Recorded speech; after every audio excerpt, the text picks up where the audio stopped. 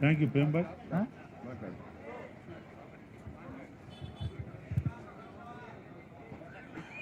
Retired ఉద్యోగులకు సంఘీభాగంగా ఈరోజు పెద్ద ఎత్తున భారతీయ జనతా పార్టీ రథసారథి అయిన రామచంద్రరావు గారి ఆధ్వర్యంలో ముగ్గురు ఎమ్మెల్సీలము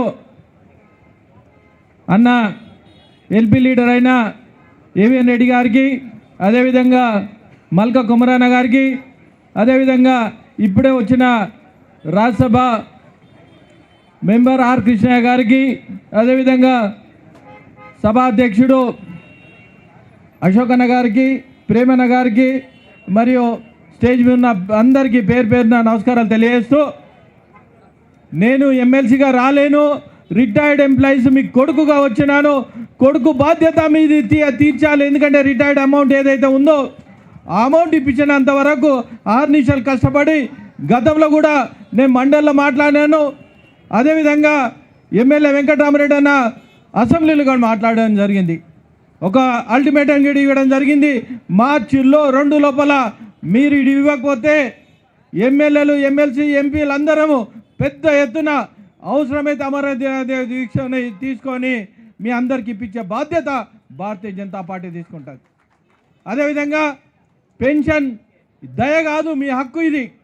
మీ హక్కును 80% ఇప్పించాలి.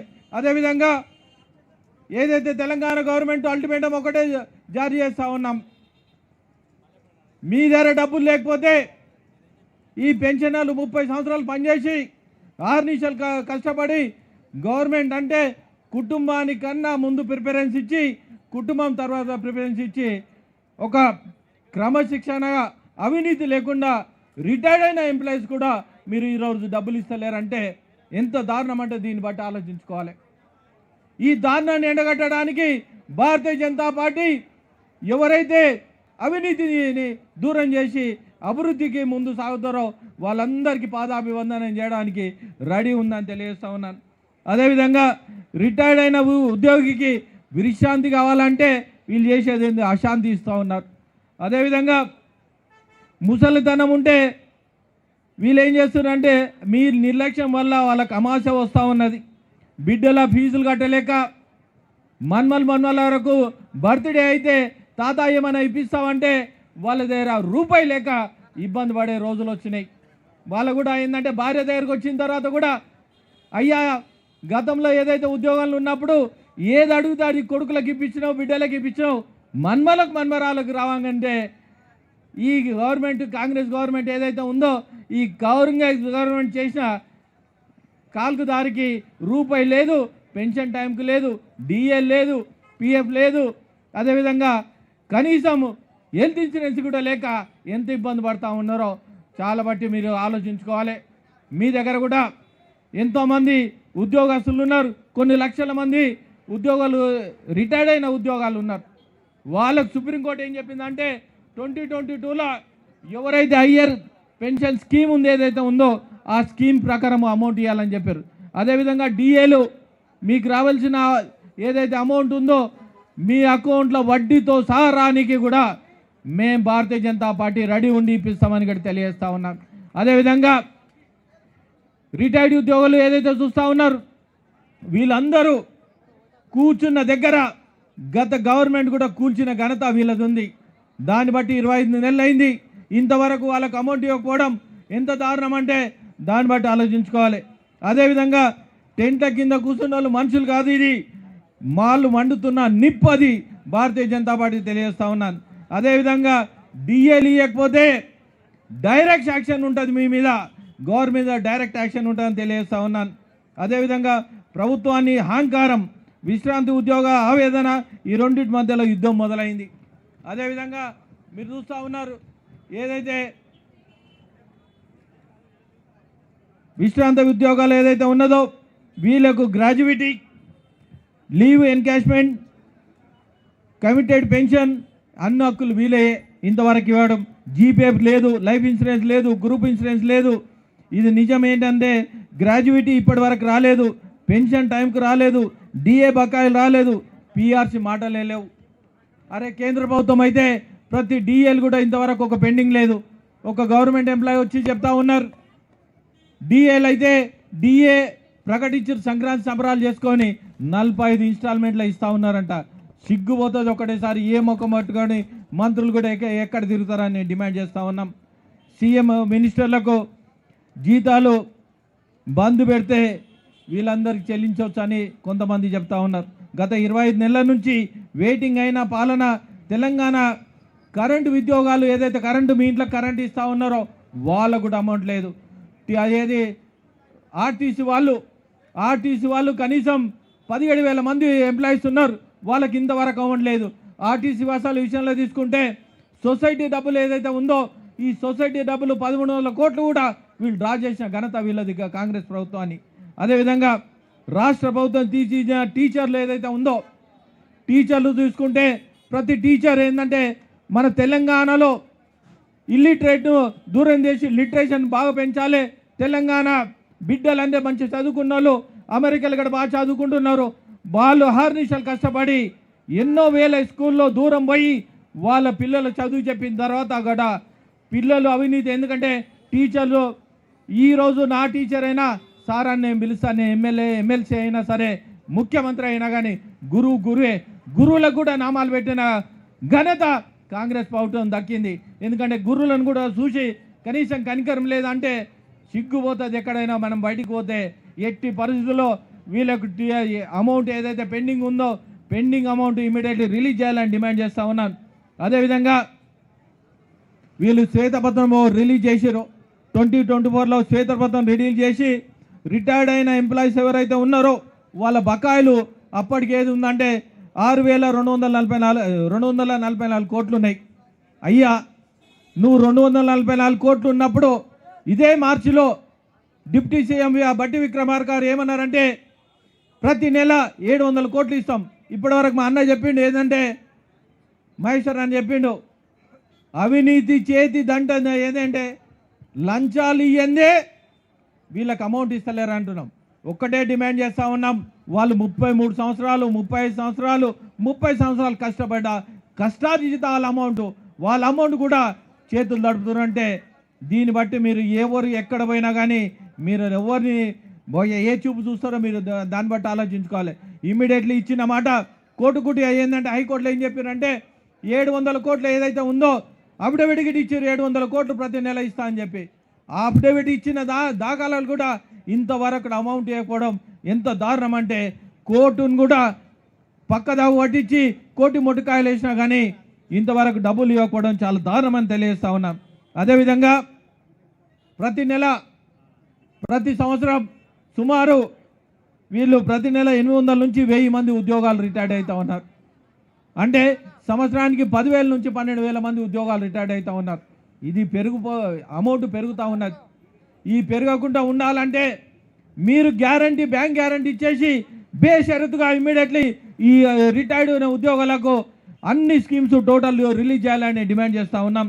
అదేవిధంగా కొంతకాలంగా ఆలస్యమైన కానీ ప్రభుత్వానికి ఒత్తిడి కొంచెము చేసి ఎట్టి పరిస్థితుల్లో రిటైర్డ్ అయిన ఉద్యోగాలకు బకాయిలు ఒకటేసారి చెల్లించాలని డిమాండ్ చేస్తూ ఉన్నాం. అదేవిధంగా బీజేపీ గవర్నమెంట్ అయితే 16వ పిఆర్సీ కూడా అమలు చేసి సకాలంలో అన్ని బెనిఫిట్లు అందిస్తూ ఉన్నది. మరి అక్కడ చూశానా కానీ మీరు నేర్చుకోవాలని డిమాండ్ చేస్తూ ఉన్నాం. అదేవిధంగా ఒకటి కేవలం ఇది పరిపాలన లోపం కాదు, న్యాయానికి అన్యాయానికి జరిగే పోరాటం ఇది. న్యాయంగా వాళ్ళు డబ్బులు అడుగుతూ ఉంటే వాళ్ళు కూడబెట్టిన డబ్బులు అడుగుతూ ఉంటే ఇప్పుడు పనిచేసే ఉద్యోగాలు ఎవరైతే ఉన్నారో రేపొద్దున మాకు కూడా డబ్బులు ఇస్తారా అని కూడా అయోమయంలో ఉన్నారు. అయోమయం ఉంటే ఏమవుతుందో మీరు ఒక్కసారి ఆలోచించుకోవాలి. ఎందుకంటే వీళ్ళు జరిగిన అన్యాయం మాకు కూడా జరుగుతాని ఒక్క కోణాన్ని ఆలోచిస్తే గవర్నమెంట్ కూడా కుప్పగూలిపోతుంది. దీన్ని బట్టి ఆలోచించుకోవాలి. అదేవిధంగా సుప్రీంకోర్టు ఎన్నిసార్లు చెప్పినా పెన్షన్ల బలైన వర్గం పెన్షన్లది అనేది సేవ హక్కు, ఇది దానం కాదు, సుప్రీంకోర్టే చెప్పింది. అదేవిధంగా సుప్రీంకోర్టు చెప్పింది ఏంటంటే ప్రభుత్వం ఎందుకు మౌనంగా ఉంది, సుప్రీంకోర్టు చెప్పింది ప్రభుత్వం ఎందుకు మౌనంగా ఉంది. పెన్షన్ ఆలస్యం అంటే గౌరవానికి ఆలస్యం అన్నట్టే తెలుసుకోవాలని తెలియజేస్తూ ఉన్నాను. అదేవిధంగా కోర్టులో ఒక మాట బయటలో ఒక మాట చెప్తా ఉన్నారు వీళ్ళు. అదేవిధంగా ఇక్కడ అయితే ఎన్ని ఆర్థిక ఇబ్బందులు ఉన్నా కానీ ప్రభుత్వానికి చాలామంది ఇప్పుడు అన్న చెప్పిన ఏంటంటే లోన్లు తీసుకొస్తే లోన్ల కోసానికి కాంట్రాక్టర్ లోన్ల కోసానికి ఎన్నో గ్యారంటీలు ఇచ్చి చేస్తూ ఉన్నారు. కనీసం 10,000 కోట్లు వీళ్ళ గ్యారంటీ ఇచ్చేస్తే ఇన్ని వేల మంది ఇన్ని లక్షల మంది ఆధారపడి ఉన్నారు, వాళ్ళకు ఇమీడియట్లీ రిలీజ్ చేయాలని తెలియజేస్తూ ఉన్నాను.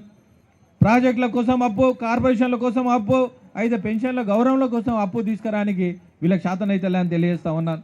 అదేవిధంగా ప్రభుత్వం మీద ఉన్న డిమాండ్ సింపుల్గా బకాయిలు చెల్లించి కోర్టుల హామీలు నిలబెట్టాలి, సుప్రీంకోర్టు చెప్పిన సూత్రాలు అమలు చేయాలి, తెలంగాణకు సేవ చేసిన వాళ్ళను గౌరవము తిరిగి ఇవ్వాలి అని తెలియజేస్తూ ఉన్నాను. పెన్షన్ లేకపోతే ప్రశాంతత లేదు రిటైర్డ్ ఉద్యోగులకు. అదేవిధంగా రిటైర్డ్ ఉద్యోగుల ముందుగా చెల్లించండి, చివర కాదు. అదేవిధంగా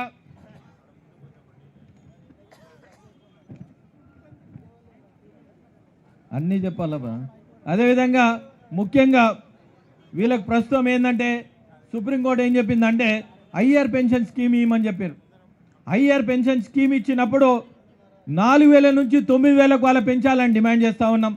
2022లో సుప్రీంకోర్టు 3 ప్రకారం హయ్యర్ పెన్షన్ అమలు చేయాలంటే దీన్ని 9,000 అమలు చేయాలని డిమాండ్ చేస్తూ ఉన్నాం. అదేవిధంగా 2014 నుండి ఉద్యోగాల నుంచి వసూలు చేసిన హయ్యర్ పెన్షన్ డబ్బులు తిరిగి ఇవ్వాలని డిమాండ్ చేస్తూ ఉన్నాం. రిటైర్డ్ అయిన ఒక్క నెలలో లీవ్ ఎన్కాష్మెంట్ ఇవ్వాలి, డిఏ బకాయిలు, ఒక్క నెల గ్రాడ్యుయేటు, వైద్య సౌకర్యాలు, కుటుంబానికి ఫ్రీ బస్సు 2017లో పే రివిజన్ అమలు చేయాలి, ఇవన్నీ చేయాలని తెలియజేస్తూ ఉన్నాను. అదేవిధంగా కనీసం అది కాకపోతే వీళ్ళకు రిటైర్డ్ అయిన ఉద్యోగాలు వీళ్ళు పనిచేయరు, కనీసం ఆయుష్మాన్ భారత్లో వీళ్ళు ఇంక్లూడ్ చేస్తే 5 లక్షల రూపాయలు హెల్త్ ఇన్సూరెన్స్ వస్తుంది. మీకు దమ్ము లేకపోతే దాంట్లో నన్ను ఇంప్లీట్ చేయాలని నేను డిమాండ్ చేస్తూ ఉన్నాను. ఎందుకంటే అరే కనీసం బీదోళ్ళు ఉంటే ఈ టీచర్లు ఉద్యోగాలు ఏదైతే ఉన్నదో నా గట్క కాలేదు, వాళ్ళకి ఏమైతుందంటే వైట్ కార్డ్ హోల్డర్స్ వచ్చిన తర్వాత ఆయుష్మాన్ భారత్లో ఇంప్లీట్ అవుతూ ఉన్నారు. మొన్నటిదాకా ఆరోగ్యశ్రీ పనిచేయలేదు, ఇప్పుడు కేంద్ర ప్రభుత్వానికి ఆరోగ్యశ్రీ అలాట్మెంట్ చేశారు. ఆరోగ్యశ్రీ ఏదైతే ఉందో ఆయుష్మాన్ భారత్ ఎవరైతే రిటైర్డ్ అయిన ఉద్యోగులు ఎన్ని లక్షల మంది ఉన్నారో అన్ని లక్షల మందికి మీరు శ్వేతపత్రం రిలీజ్ చేయాలి, అసెంబ్లీ బిల్ పాస్ చేయాలి. వీళ్ళకి మేము చేయలేం, వాళ్ళు ఆయుష్మాన్ భారత్లో ఇంప్లీట్ చేయమంటే వాళ్ళ కుటుంబాలు కూడా చేసుకోవడానికి ఆస్కారం ఉంది. దీన్ని ఇమ్మీడియట్లీ చేయాలని చెప్తా ఉన్నాను. చివరంగా ముఖ్య హెచ్చరిక ఏంటంటే మళ్ళీ ఉద్యోగస్తులకు వీళ్ళు ఏం చేస్తున్నారంటే ఈ పెన్షన్ అమౌంట్ ఏడెయ్యాలి, 64 నెలలు పెంచితే గత ప్రభుత్వం 3 సంవత్సరాలు పెంచిన తర్వాత వీళ్ళని ఏ విధంగా కొత్త గవర్నమెంట్ వచ్చిందో వాళ్ళ మీద భారం ఎత్తేసి అదేవిధంగా మళ్ళీ 61 నుంచి 64 పెంచుతామనే ఆలోచన ఉంది. ఇది ఎట్టి పరిస్థితుల్లో విరమించుకోవాలి. నిరుద్యోగ సమస్య చాలా పెరిగిపోయింది. ఈ నిరుద్యోగ సమస్య ఏదైతే ఉందో వాళ్ళందరికీ ఉద్యోగాలు రావాలంటే మొన్న వీళ్ళు ఇచ్చిన హామీలు ఎక్కడ నెరవేర్చలేదు. పోలీస్ డిపార్ట్మెంట్ తీసుకుంటే టీఎల్ అమౌంట్ ఆలోచిస్తలేదు. పోలీస్ డిపార్ట్మెంట్ తీసుకుంటే గత 2014 నుండి హోంగార్డులు ఇంతవరకు రిక్రూట్మెంట్ లేదు. పోలీస్ డిపార్ట్మెంట్ తీసుకుంటే ఎక్కడ కానిస్టేబుల్ రిక్రూట్మెంట్ లేదు. ఇట్లా 31 డిపార్ట్మెంట్లు ఏవైతే ఉన్నాయో ఈ డిపార్ట్మెంట్లందరికీ ఎట్టి పరిస్థితుల్లో మేము అండగా ఉంటాం. ఉద్యోగాలు వచ్చిందాక అండగా ఉంటాం, పెన్షన్ల అమౌంట్ వచ్చిందాక మీకు అండగా ఉంటాం. భారతీయ జనతా పార్టీ కేవలం డబుల్ ఇంజన్ సర్కారు మీ దగ్గర డబ్బులు లేదంటే డబుల్ ఇంజన్ సర్కారు వచ్చినప్పుడే పేమెంట్ ఇవ్వడానికి ఆస్కారం ఉంది. మీరు అప్పు తీసుకొచ్చి ఎట్టి పరిస్థితుల్లో వాళ్ళను న్యాయంగా వచ్చే హక్కు ఏదైతే ఉందో ఇవ్వాలని భారతీయ జనతా పార్టీ తరఫు నుండి మేము డిమాండ్ చేస్తూ ఉన్నాం. ఎట్టి పరిస్థితుల్లో ఇచ్చినంత వరకు అందరు తెలియజేయడం జరిగింది. ఇది వాళ్ళు 33 సంవత్సరాలు పనిచేసి దాచిన సొమ్ము కూడా వీళ్ళు ఇస్తలేరంటే ఈ తెలంగాణ గవర్నమెంట్కు నిమ్మకు నీరెత్తినట్టుంది, దున్నపోతు మీద వానబడ్డట్టుంది. ఎట్టి బస్సులో ముఖ్యమంత్రి గారు మీరు వచ్చిన తర్వాత కూడా 10,000 కోట్లు రుణాలు ఇప్పించి దీన్ని చేయాలి. అదేవిధంగా ఇంకొక సలహా గిట ఇస్తా ఉన్నాను. ఏదైతే చుట్టుపక్కల రింగ్ రోడ్లో ఉన్నాయో వాళ్ళందరి కొన్ని ల్యాండ్స్ ఏపీఐసి ద్వారా మీరు అక్వైర్ చేస్తూ ఉన్నారు. ఈ రిటైర్డ్ ఉద్యోగులందరికీ వాళ్ళతో మీటింగ్ పెట్టి వాళ్ళకు ప్లాట్లు ఇచ్చేసి వాళ్ళ పెన్షన్ అమౌంట్లో కూడా డిడక్ట్ చేసి ఇల్లు కట్టియాలని కూడా డిమాండ్ చేస్తూ ఉన్నాను. ఆ అమౌంట్ ఇంకా ప్లాట్లు ఎక్కువ ఇస్తే వాళ్ళే అమ్ముకొని డబ్బులు తీసుకుంటారని కూడా డిమాండ్ చేస్తూ ఉన్నాను. అది ఎట్టి పరిస్థితుల్లో ఇవ్వాలి. వాళ్ళ మన్మరాలకు కూడా కనీసం మా తాత, మా అమ్మమ్మ, మా నాన్నమ్మ ఈ ప్లాట్ అని ఇప్పించారు. ఎందుకంటే హైదరాబాద్లో వాళ్ళ ప్లాట్ కొనే పరిస్థితులు ఉంది. మినిమం ఛార్జీలా వాళ్ళకి ఇవ్వాలని కూడా వీళ్ళ తరఫు నుండి కూడా నేను డిమాండ్ చేస్తూ ఉన్నాను. Thank you. భారత్ మాతాకి, భారత్ మాతాకి. Thank you.